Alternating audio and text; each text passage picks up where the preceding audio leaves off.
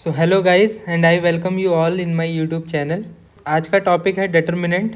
तो डिटर्मिनेंट के लिए सबसे पहली कंडीशन क्या है कि जिस भी मैट्रिक्स का हम डिटर्मिनेंट निकाल रहे हैं एक स्क्वायर मैट्रिक्स होनी चाहिए।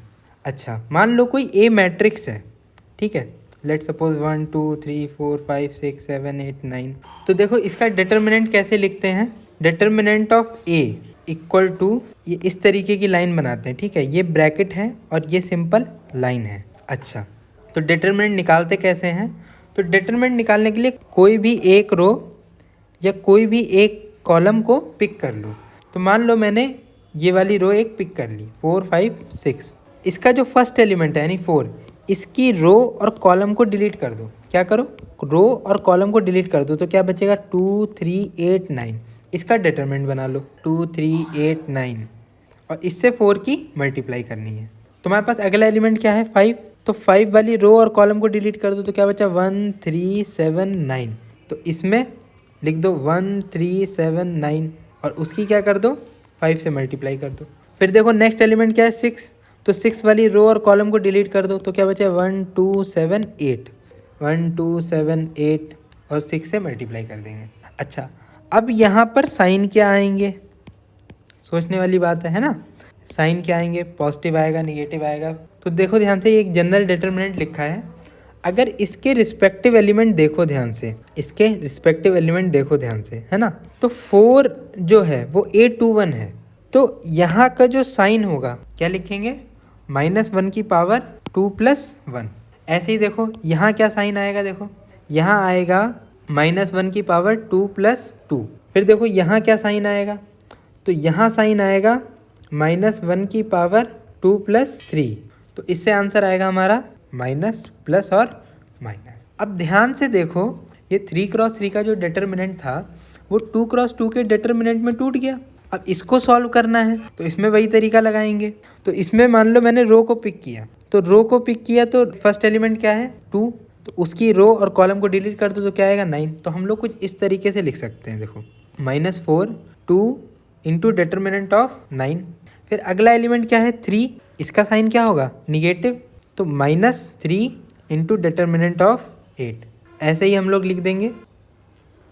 तो अब देखो ध्यान से, जो डिटर्मिनेंट ऑफ 9 होता है वो 9 ही होता है, डिटर्मिनेंट ऑफ 8 8 ही होता है। इसको जब सॉल्व करेंगे तो कुछ इस तरीके का हमको देखने को मिलेगा। तो इसको सॉल्व करने पे देखो आंसर क्या आता है हमारे पास 0। तो नेक्स्ट है हमारे पास प्रॉपर्टीज ऑफ डिटर्मिनेंट। तो एक एग्जांपल से समझते हैं। Late a = 2i + 3j - 4k और वेक्टर b = है 4i + 5j + 6k। कुछ भी ले सकते हैं दो वेक्टर। तो अगर हम a क्रॉस b लिखेंगे तो क्या लिखेंगे, i cap j cap k cap 2 3 -4 4 5 6।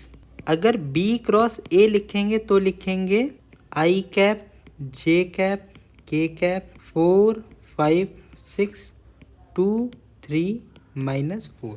तो हमें अच्छी तरीके से पता है जो a क्रॉस b होता है वो negative of b cross a होता है। तो इससे एक हम लोग निष्कर्ष क्या निकाल सकते हैं, अगर हम किसी भी डिटर्मिनेंट की दो रो को, दो एडजेसेंट रोज को अगर चेंज करेंगे तो हमारा जो डिटर्मिनेंट होगा वो पहले वाले डिटर्मिनेंट की निगेटिव वैल्यू देगा। तो देखो प्रॉपर्टी क्या है, ऑन इंटरचेंजिंग एनी 2 रोज और column the determinant of A will change into minus of determinant A. तो नेक्स्ट प्रॉपर्टी क्या है, अगर किसी मैट्रिक्स को k से मल्टीप्लाई करें और फिर उसका डिटर्मिनेंट लें तो k की power n into determinant of a आता है। यहाँ पर k क्या है, k है यहाँ पर कोई कांस्टेंट और यहाँ पर n क्या है, n क्रॉस n है order of matrix a। Next है determinant of A B is equal to determinant of a into determinant of b। तो नेक्स्ट हमारे पास है, अगर कोई डिटर्मिनेंट है a + alpha b + beta c + gamma d e f g h i, तो उसे हम अलग अलग करके इस तरीके से लिख सकते हैं। देखो a b c d e f g h i और दूसरा डिटरमिनेंट क्या हो जाएगा, alpha beta gamma d e f g h i। So next property कहती है कि अगर हम कोई मैट्रिक्स ए में रो ऑपरेशंस करें, फॉर एग्जांपल R1 रो उठाएं और उसको R1 plus K2 R2 plus K3 R3 लिखकर और उसे बी मैट्रिक्स में कन्वर्ट कर दें, तो प्रॉपर्टी कहती है कि डिटर्मिनेंट ऑफ ए जो होगा वो बराबर ही होगा डिटर्मिनेंट ऑफ बी के। फॉर एग्जांपल एक एग्जांपल लेके समझते हैं। फॉर एग्जांपल एक डिटर्मिनेंट है 1 2 3 4। तो ध्यान से देखो, इसमें ये क्या है, रो 1 और ये क्या है, रो 2। तो इसका डिटर्मिनेंट अगर हम पहले डायरेक्ट निकाल के देखते हैं तो कितना आएगा, 1 इंटू 4 माइनस 2 इंटू 3। तो क्या आएगा, 4 माइनस 6 इक्वल टू -2। तो हमारी प्रॉपर्टी के मुताबिक हम क्या करें, R1 को R1 प्लस K2 R2 लिखें।